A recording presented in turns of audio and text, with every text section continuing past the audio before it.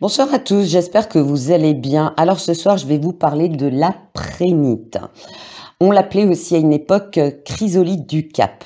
C'est un silicate de calcium et d'aluminium. Sa dureté est de 6 à 6,5. Elle est originaire d'Afrique du Sud, d'Allemagne, des USA, en France notamment en Isère. On la trouve en Inde, en Italie, en Espagne, en Suisse et au Canada. Au Canada, elle est orange et elle est rare. Elle va du vert pâle au jaune brunâtre, au vert jaune avec des inclusions d'épidotes qui sont des petits traits sombres ou blancs. Alors la mienne, elle a des petits traits sombres. Sur le plan physique, elle protège des mauvaises énergies externes.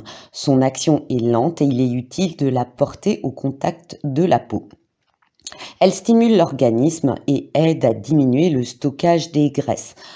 Alors après, je vais vous dire une chose, la lithothérapie, c'est comme la phytothérapie, c'est de la prévention, d'accord, ou un complément.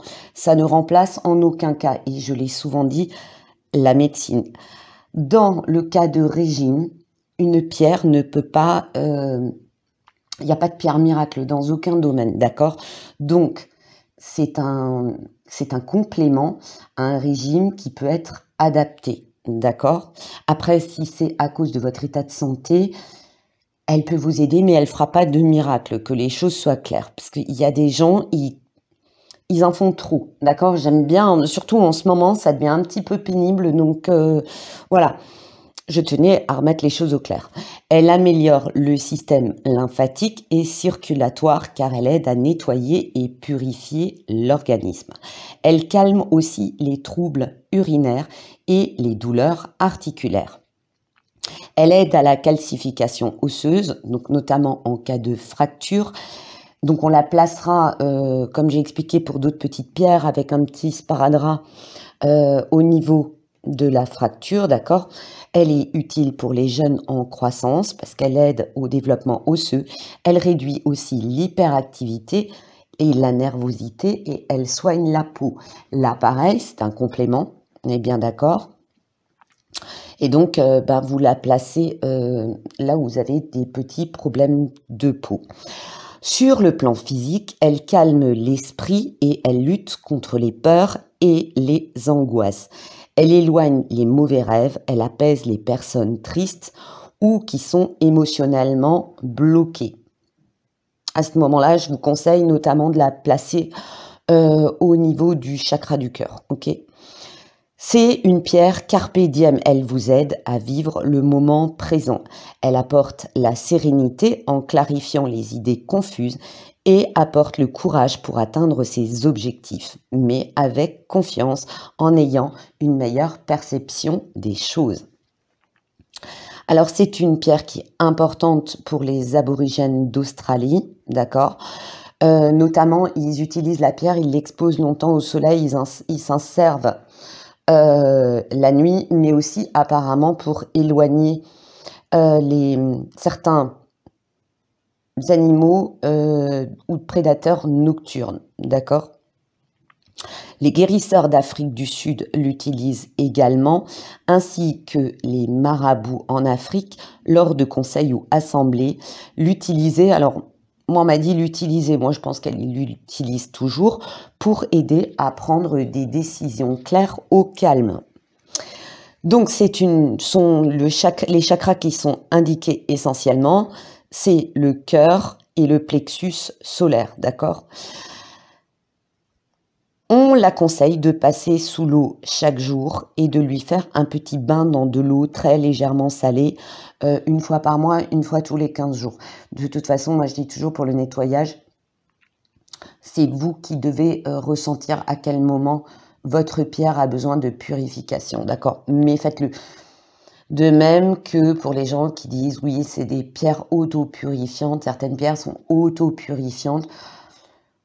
Honnêtement, moi, je les purifie toutes, d'accord? Parce que j'estime qu'une pierre, à un moment donné, elle cumule, elle cumule, elle cumule. Et à un moment donné, elle ne vous sera plus... Elle sera moins efficace, d'accord?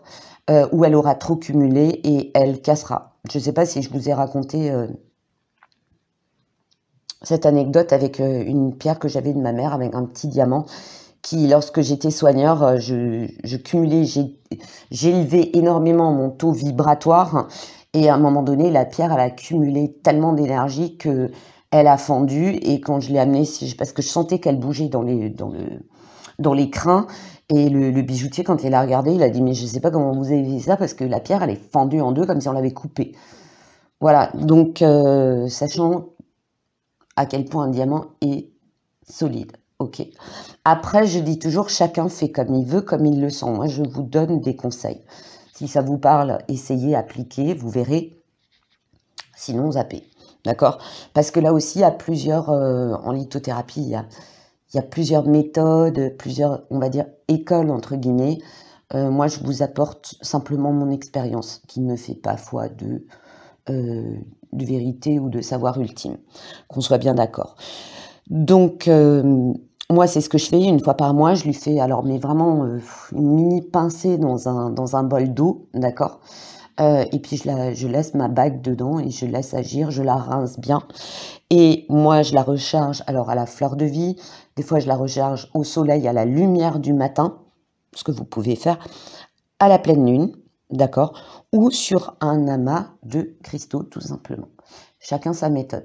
Là aussi, les amas de cristaux, à un moment donné, faut les passer sous l'eau, faut leur apporter, on va dire, une petite cure de vitalité à nouveau parce que bon, ils travaillent à nettoyer. Moi, je dis, il faut purifier, nettoyer, recharger tout régulièrement. Voilà. Sur ce, je vous souhaite une bonne soirée et je vous dis à très bientôt.